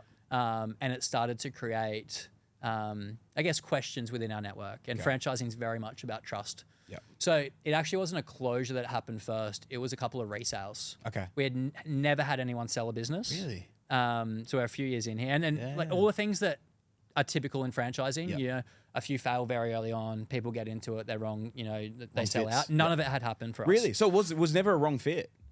Nothing had Hectic. none of it ever happened. And then Beck joined the business at like location 10 or something. Yeah, and she's yeah. coming from recruitment. She's way more analytical and detailed than I was. Yeah. Way more protective over the business. I kind of see the best in everyone. I'm like, yeah, you're awesome. You're awesome. Like, come in here, we'll do this. You would hide the She's serial kind of like, no, don't align. Yeah. And then we'll have the conversation talking them out of the business. Interesting. So she's like vetting them out rather than trying to bring, which Correct. you from the I'm high energy, probably you're like, trying to bring them in. I believe in you. I'll give you the start. And she's like DQing them. Yeah, and then we go through this really interesting time of all these kind of external events that we couldn't really control, and you know we have a couple of resales. They made some pretty good money out of it. You know, but then we go through this phase of, I think, you know, we did have a closure. I think it was a non-renewal, so they'd gone through their first 5 years, and you know the rent had increased, and you know had been through some pretty challenging times. I think the stat in franchising is, you know, typically you'll have about a 7-year period of a business owner. Yep. But when you add COVID into that, it decreased it to about 3 years. They said. Yeah, right. So that COVID period, because the emotion was quite, you know, it was a tough time to manage. Even though we did quite well, it's still a really challenging time to be in business. Yeah. So I think if you look at business in general over the last 2 years, 3 years in Australia, like, the rates of, unfortunately, business closure has increased so much. For sure. You know, and so we had, you know, firstly we had someone that we were really close to go and sell the business. So that was a bit of a challenging time. And again, personally, you feel it. For sure. And then, we had a non-renewal, and then we had a closure. And that was tough. And a lot of it was, okay, you know, our top performers were looking at some of the businesses and looking at them going, okay, we know we could turn these things around. Yeah. So then we did have a number of our business owners in Queensland that only owned one, all of a sudden owned three. Yeah, sick. And really turn the business around, you know, inject capital, but also passion into the community. Yeah. But the first couple of times that, you know, those things had happened, it was tough for sure. Yeah.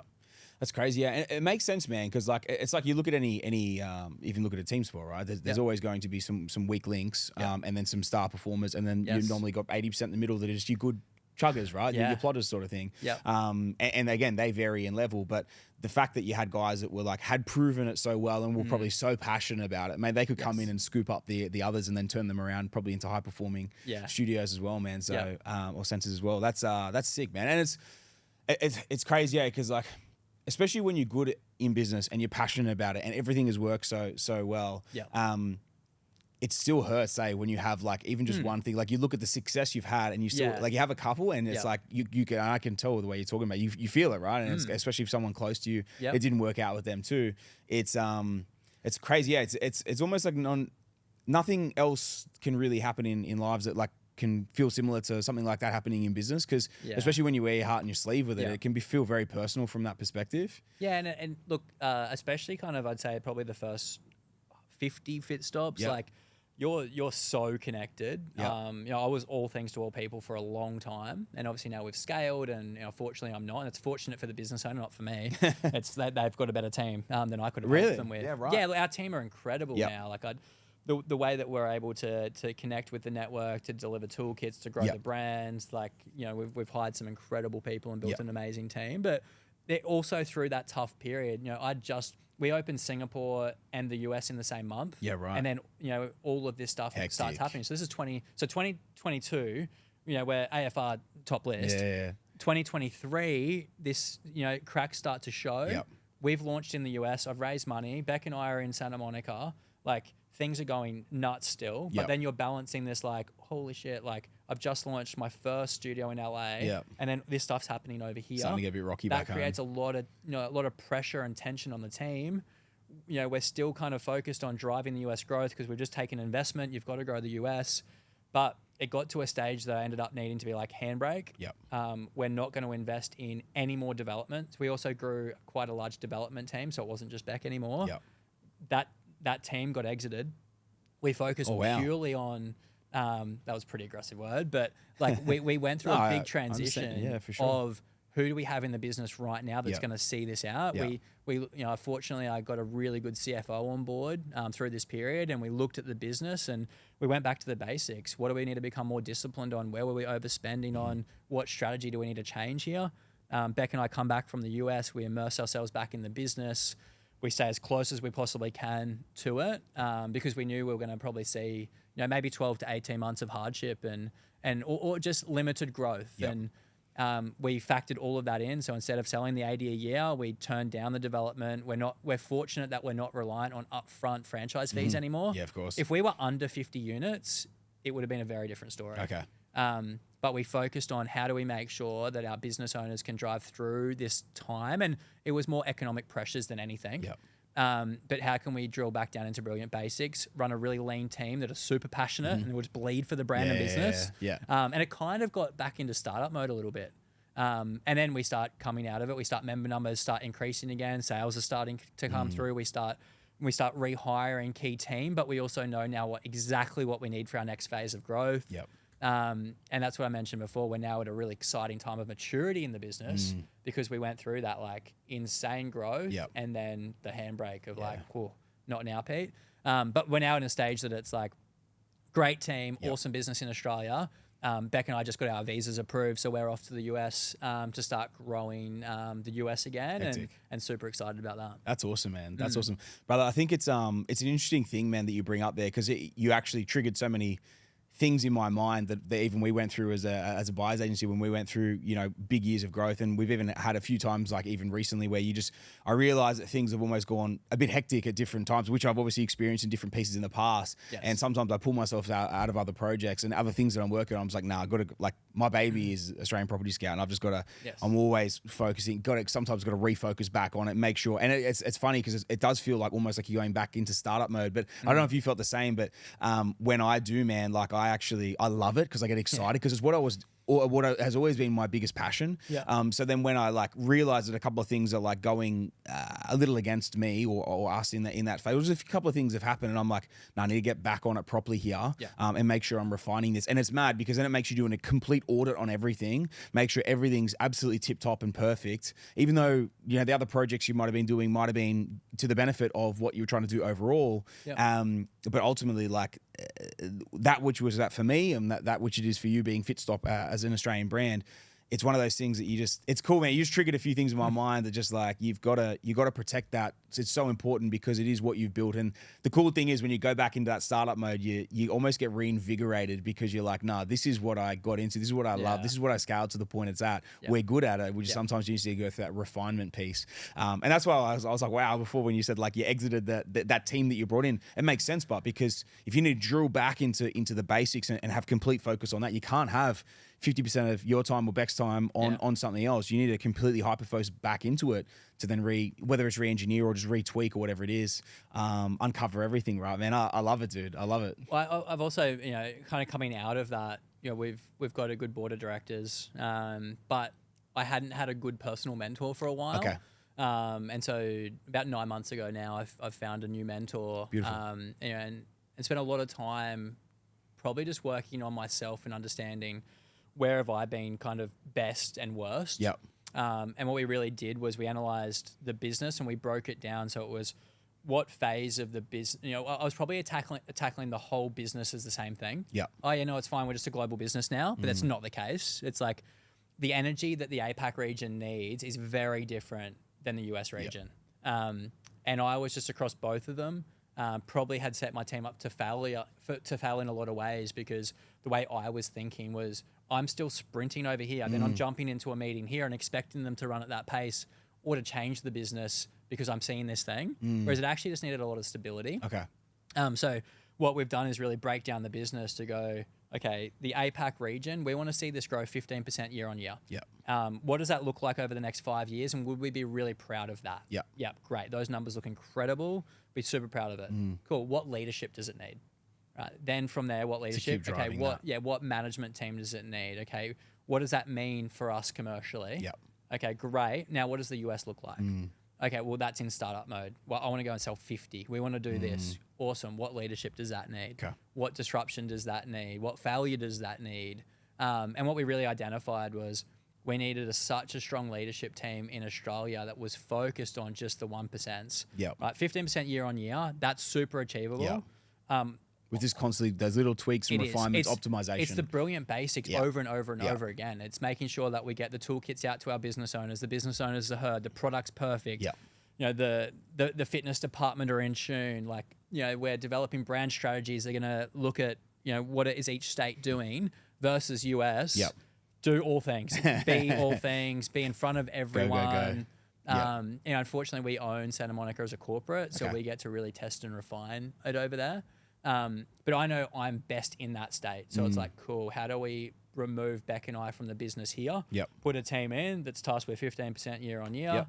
And that's what we've done. Hired a great GM. We've got a really good development team with a lot of experience. Ops and marketing are on point. Fitness is, we've just hired another person in fitness. So the Australian team's sorted. Yeah, sick. Now it's like immerse ourselves in that startup phase Yep. of the US and go and sell and based off passion and purpose and, Yep. you know, inject that energy into the market. Yeah. Do the same what you did back here 7-8 years ago. Do Yep. it over there. Yeah, an 80 a year would be great in the next 2 years, but Right. yeah. How many? 80 a year would 80 be a great. year, yeah, roll that back yeah, out. yeah. Mate, surely over there, because that's what I was thinking, like you think about the US, right? It's 13 times our population, I think from 12, 13 times, whatever it is. So like that model, like if that piece, which obviously is proven to work in Australia, like Yeah. if it were, like the scalability of it over there is absolutely wild. Yes, it is. That's yeah. sick. It's exciting, but also you need to make sure it's proven out before you go and sprint. So really, we really are taking the same approach of Australia. Yep. Only sell to the right people. Yep. Make sure we scale it. We've already had people come to us and say, "I want to buy the state," Yep. and we said no. Like let's start with one. Okay. Let's start By the state. Yeah. Yeah, right. Yeah. Okay. And that's, again, an easy trap to fall into. Go and start, you know, selling area developer licenses and Yeah. master franchises in different countries and, Yep. and all these things, But which then is... if they're not proven on the one and then they go and open 20, that's just going to You've killed completely... a state. Yeah, you've smashed it. Right, so and it's such a big opportunity. You can get caught up in like, oh yeah, we'll sell one in this state and that state and that state, and all of a sudden we're on a plane every second day. Yep. So we've got a few key regions we're focused on, and Okay. we'll just grow and scale from there. Yeah, I love that, man. That's sick, bro. That's sick. Absolutely love it, mate. One of the things I wanted to ask you, just to touch on franchising for one last point here. Who you said you spoke to some people that were like specialists in franchising. Anyone that had been like obviously had started or franchised to becoming. I think I read somewhere that you and Mr. GYG like had a, you know, someone deep in GYG gave you some tips. Like who were the people you kind of went to around that? What was the best piece of advice you got from them? At the startup phase. No, in the franchising phase. Oh no, but like in the early stage of franchising Yes, for yeah, me, yeah. no one. No one, okay. No, I shouldn't say that. So have you heard of a brand called Acai Brothers? Yes, yeah. So Acai Brothers was founded out of the Redlands as well. Okay. They had just opened their second store. Yep. I That's sat- another Sam as well, isn't It's it? Sam. Yeah, I sat down with Sam. I think I know him. Yeah. I had a coffee with him, and I had my first one, and we Yep. used to collab on a bunch of stuff. Okay. I said, bro, how did you do the second one? And it was like, same way we did the first one. So, okay, cool. What do you think I should do? And he goes, do the same thing you did.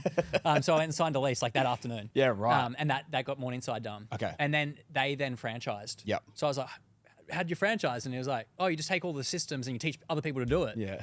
And then so I met his franchise lawyer, and then Okay. that kind of evolved. But Okay. honestly, outside of him in those early stages, I didn't lean into franchising enough. Okay. I got introduced from an early stage business partner to our now chairman, Stu Cook, who Okay. was the CEO of Zambreros, the Mexican food Yeah, chain. right. You don't need to explain what Zambreros is, Yeah, mate. you good with it? I Yeah, love cool. Zambreros. Yeah, Okay. So he stepped into Zambreros at like the age of like 20 or 21 or something. Whoa. Yeah, early. He met the founder on a bus in India doing charity work. And Holy Stu shit. then kind of found his way into then running the business. Yep. And had done pretty incredible things, had stepped away from that business. I met Stu. This was like early stage franchising, maybe location 4 or 5. Okay. He invested in at that stage. and became our chairman. Yep. And a really good mentor to me. Yeah, sick. So we had franchise knowledge, and Yep. again, it was like, what systems are we building? You know, what visibility do we have around accounting and finance? Yep. It was like a lot of the basics. He was running an advisory firm at that stage. Yep. His old CFO also came with him. They started the firm together. Yep. And so he was my first CFO. Yeah, sick. Ryan, very, very much a hard ass. Yeah. Taught me a lot, Yeah. a lot of discipline. And so we had, very, very early stage, the right advice around us. Yeah. But then it wasn't until we had started to scale, and I'm always going to franchise events and Yeah. trying to learn from people. I got a really pivotal meeting with Don May from Domino's, so the CEO of Domino's, managing director. That was before we set up the US. You told me an interesting story about him as well. Yeah. When I had my first meeting with him, I tried Yeah. for 2 years. Yep. He gave me a heap of advice. I told him the way I was going to do it. Yep. He told me not to do it. Yep. I did it anyway. How'd that go? It didn't go well. Okay. Yeah, burnt a lot of money and a lot of time. And again, for me, the lesson was he said, you need to go and do it. Okay. You need to either do it or you need to have like a GM of Australia that you send and do it. Yep. Don't hire people there. I was like, I've got a good CEO here. I want to go. I hired a VP of operations for the US and a whole team there that didn't know the DNA, that hadn't been on the journey, were very good at their roles and had come from great business, didn't understand us though. Yeah.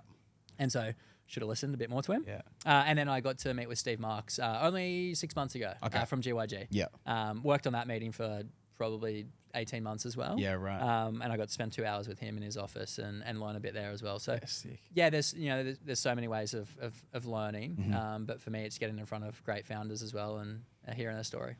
Man, 100%. Especially when you it's actually funny you say that about the Domino's fella, Don May, because his story, right, that you were telling me about this. He was a delivery driver when he started, worked his way the whole way up, became the CEO, all that stuff, man. And like, he would have witnessed what would happen, bringing in other people who don't understand the brand as well as he did. And then obviously that's probably where that advice sort of spawned from, which is obviously so well ingrained in him with what he's done too. So yeah, we did. He scaled it. He took it public and scaled it to 15 countries.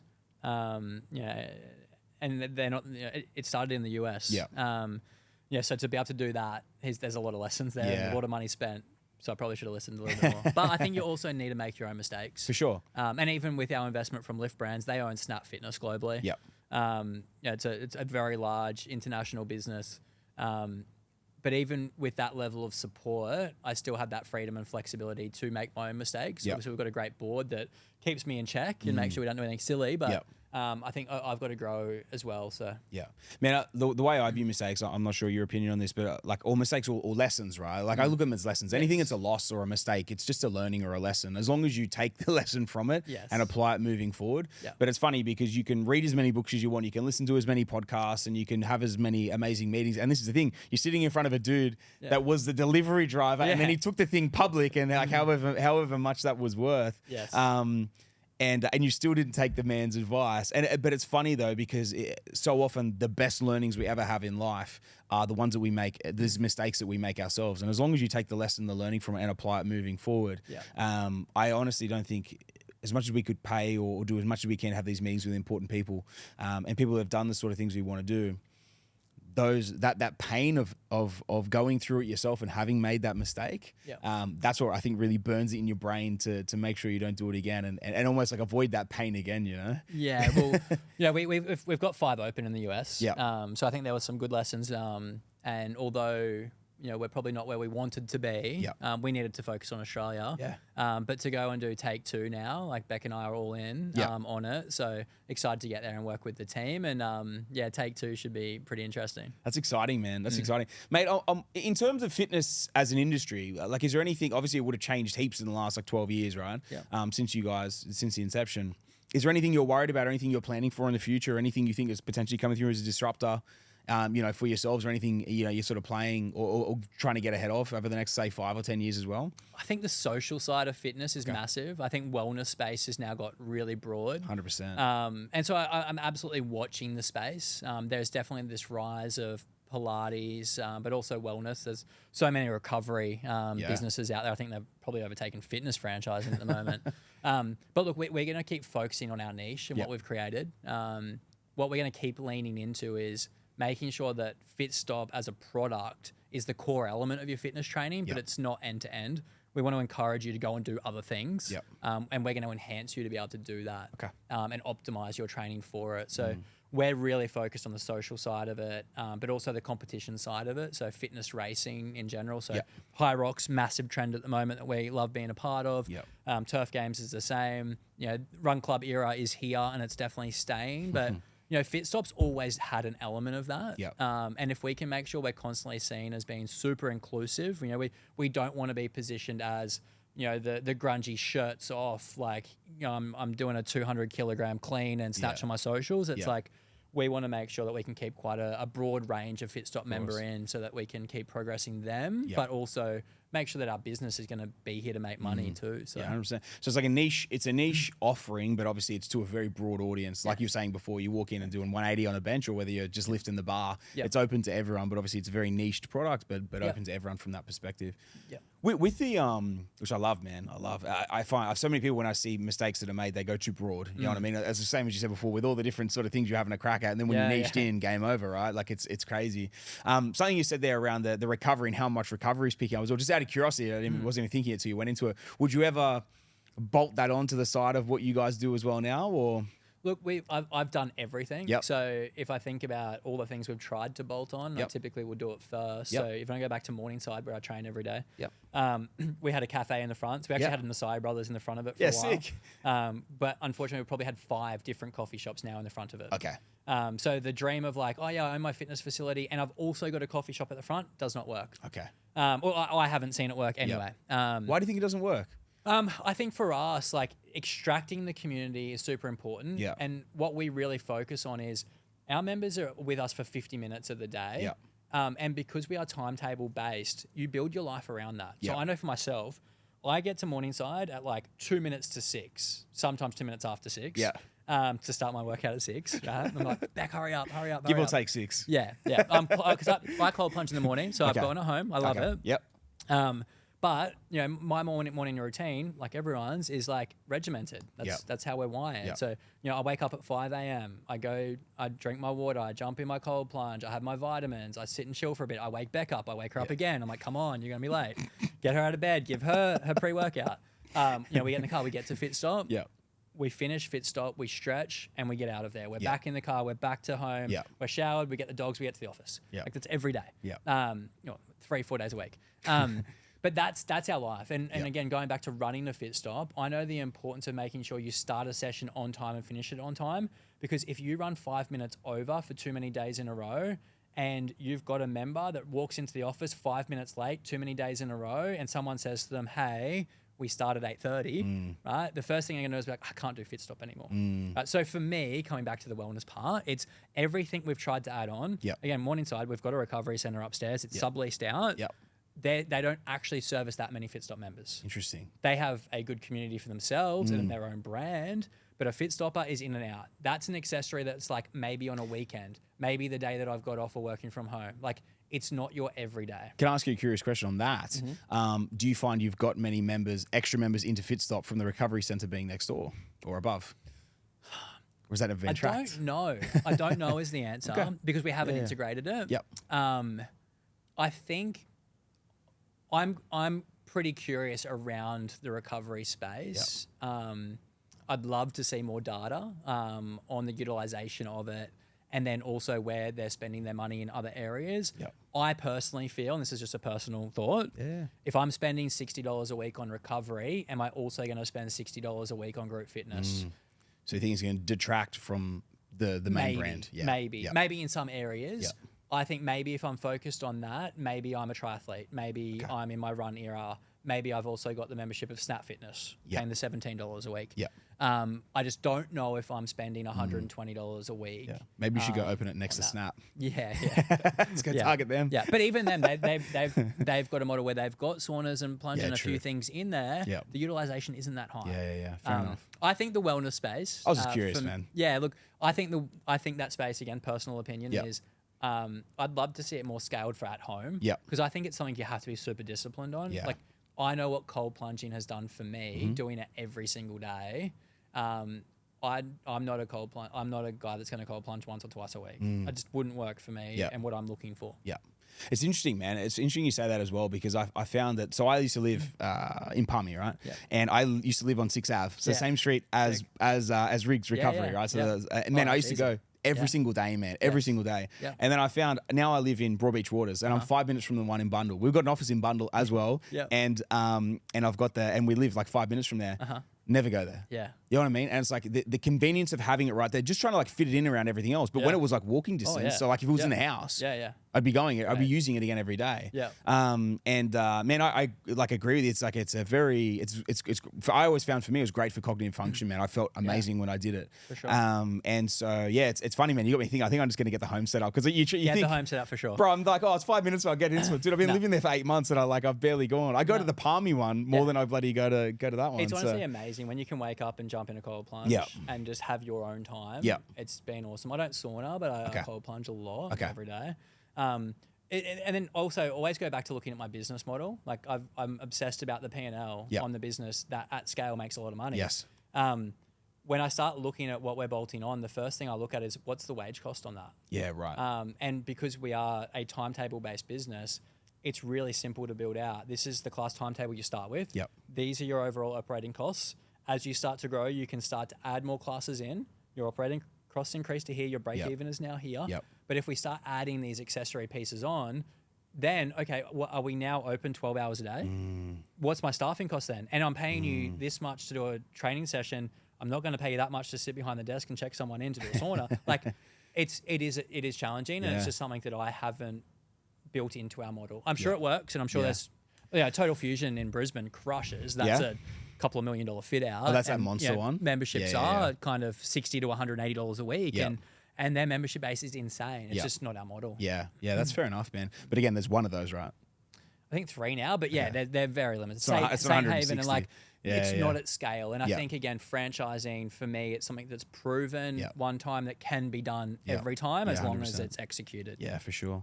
It makes sense, dude. I mean, if you're killing it at what you're doing now, and then the bolt-on is a distraction from what what you guys are great at, which is growing and continuing to franchise, especially with the US model there, it makes sense to keep doubling down on it. I was curious, man. I've always been curious why more of them don't really have it, but it might be it's well, especially for you guys, it makes sense. Keep pushing that franchise model. Yeah. To circle back to the coffee shop, why does the coffee shop not succeed? Sorry. I think, and this is again... I'm just curious, I think it's very dependent on the destination. Okay. Where we've had them, I don't think it works because you want the community to get out of that community. Yeah. Like, we love partnering with a coffee shop. Okay. It's an incredible source of attraction, lead gen, so the coffee shop's retention. Already there, like next door. Yeah, well, up the road. Okay. Like, you know, say if you're going to Burleigh and then all the members go to this one coffee shop that's like on the beach, whatever. We're going from sweating together to then outside of that environment to go sit at the coffee shop together, wearing the merch, getting the 5 cents off the coffee or whatever. 5 cents? I don't know. It's a shit deal. Yeah. Mate, you're probably not even getting a discount, to be fair. Yeah, you're probably not. But because we're building that relationship, maybe it's like, maybe there's a smoothie on the menu that's branded Fitstop. Maybe it's every Saturday there's a table reserved for Fitstop, right? Sick. That sort of stuff. Like that's something that's big within kind of the culture, especially on a Saturday. Yeah, of course. But then when you go into a promotion like a free week or 2 weeks for the price of one, we do a lot of like coffee cup stickers or QR code on the counter. Like it's kind of got to be reciprocal. And that doesn't work when it's inside the Fitstop. That's purely just like I'm going to try and sell 50 espressos a day. Yeah. Makes sense, bro. No, interesting, man. So like I said, I'm always so curious around these different little and especially like the way your mind ticks, assessing it as a business model, especially like something like a coffee shop where you have to sell X amounts to actually be profitable. And then the recovery sort of centers as well. It's man, it's a curious little thing in terms of the bolt-ons. I think sometimes you can get trapped in the like if we sold more supplements internally, or like, our member is already buying coffees, they can buy them off us, or like. But you actually need to go back to like what is the ecosystem of your business, and what is the core element of your business that keeps the lights on, and then where do you start to really make money? And if you just focus on that part, it's a lot easier to make sure that you can retain your 250 members and then you can, bring in an extra 10 or 15 a month. Yep. Then worried about like, has the coffee shop got coffee beans? Is that person going to show up? Is the milk there? Like, no way. That's not the business model I created. So. 100%. No, I love that, man. I love that.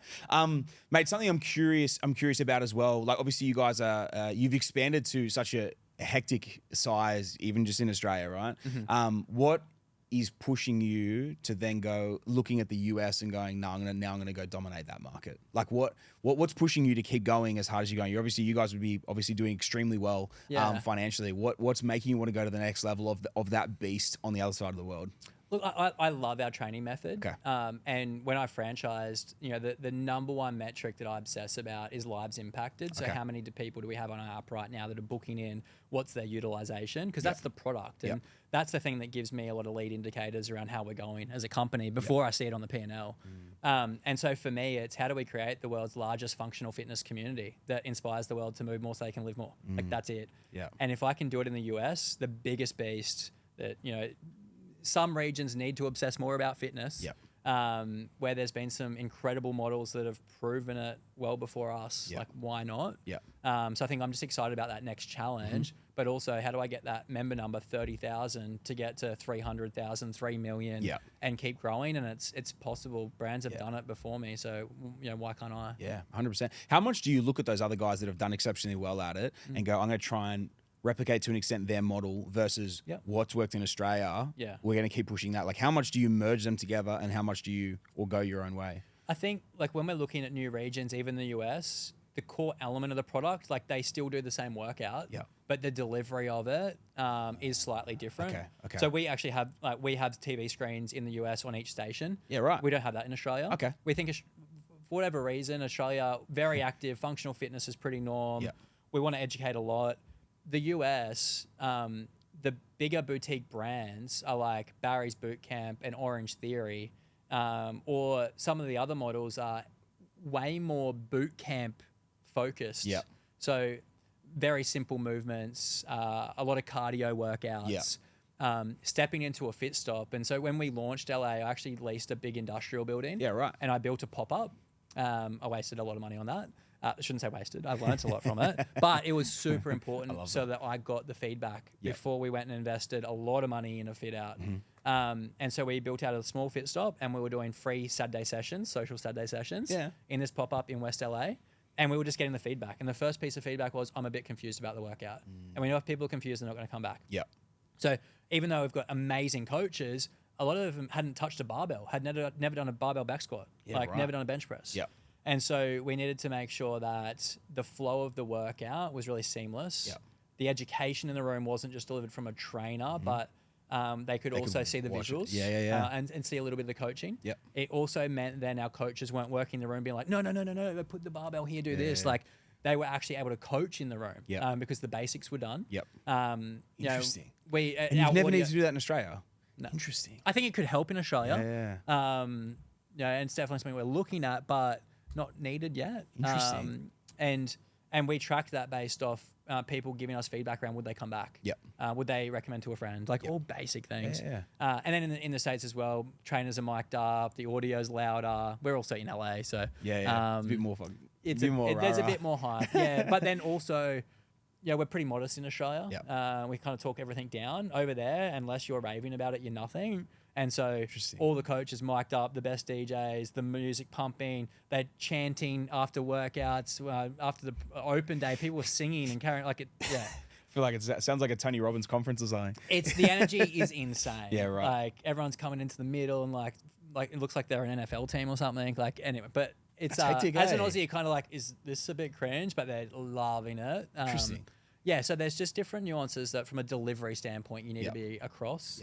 But from a base product, like our product is exceptional. Did you bring anyone in from the US that obviously understands that like really well in terms of like from the fitness? That was first hire. Of course. That's our big focus is coaches, the accreditations around them, feedback. But I mean, like knowing what the Americans seem to love. Look, that's so different from us. You know what I mean? Like you're saying, definitely, like we all look at that and go, cringe, like exactly what you're saying. But if they all froth it, like it's what you need to deliver. Right? You need to deliver what the people want. So. Also brought them over to Australia. Spent time here, got around the product here, went back and went, cool, got it. But we need to dial this up or this down. Sick. A lot of work. There was 2 years of DD done on like where's the feedback before we launched, and then got 5 open and turn that 5 into 50 pretty quickly, hopefully. That's sick, man. That's sick, mate. I'm pumped to see how it goes, mate. That's sick, brother. Mate, I got a few questions to kind of wrap up and finish off as well, mate. You've shared so much with us, mate. I really appreciate it.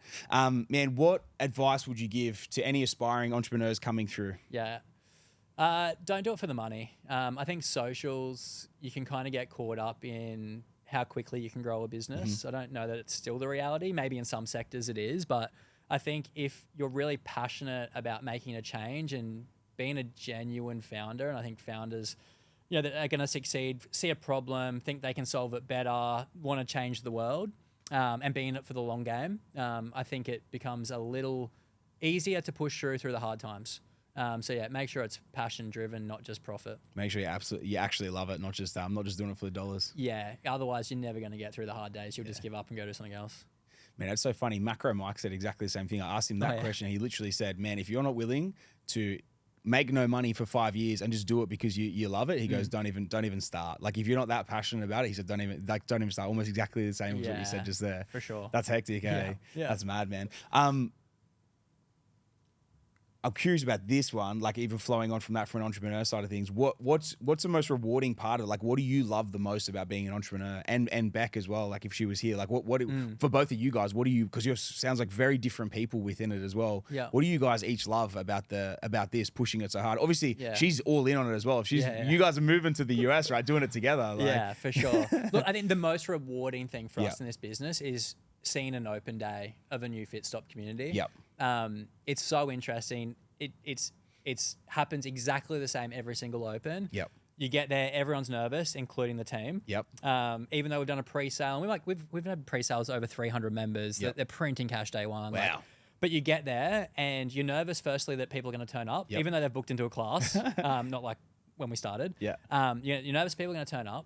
And then when they turn up, you're nervous because no one knows each other and they don't know the workout. But halfway through the workout, you start seeing people like help each other. Yep. And again, it's back to the programming and how we foster community. And by the end of it, they're high-fiving, sweating at each other, exchanging numbers, chatting about where they're going to get coffee after it. At the end of opening day, day one, session one. That one session. Hectic. You've fostered this community that haven't even met each other before, but it's a like-minded group coming for the same reasons that become best friends. Like that in the morning. And then you see the owners celebrate it and like the little glimpses of, got a lot of husband and wife teams as well, like them looking at each other during the workout and just like thumbs up. Like that's the magic that you can't put a price on. Brother, you give me goosebumps, man. Like thinking about that, you know what I mean? That's hectic. Yeah, that's and it's unreal. always like, I always say to them, like, Beck and I went to the first 70 opens, didn't miss one. And we got to a stage that we're doing a couple a weekend and we were just like, we can't do this. and in some ways it was potentially disempowering a bit of the team because we were like, oh, we're doing that. And I'm still like helping take the session. And like, I've been to an open day and be like, it was a bit off. Tag me in. I'm doing the next session. Like, so I'd coach it.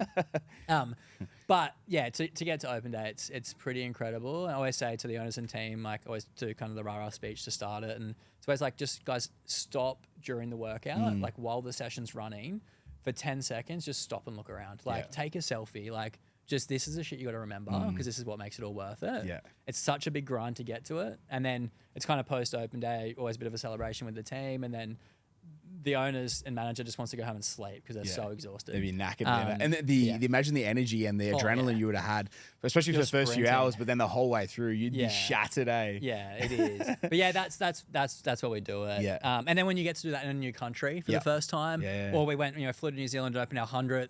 Like that's the cool shit. Yeah, that's sick, man. I love that. That, mate. You've told me like what your best piece of advice that you would give to entrepreneurs coming through. What was the best piece of advice that you ever got from a coach or a mentor? Focus. Yeah, definitely focus. Again, I get caught up in all the shiny objects for sure. But it was when I focused, it was back in the entourage. It was like, no, not the sports drink, do the gym. Yep. Focus there, right? Then it was like, oh, you're starting to scale. Where's your energy going? And you get all these things thrown at you all the time. It's like the more clear you are on the vision you have, where you're going and what you want to achieve, then the more things you say no to. Yeah.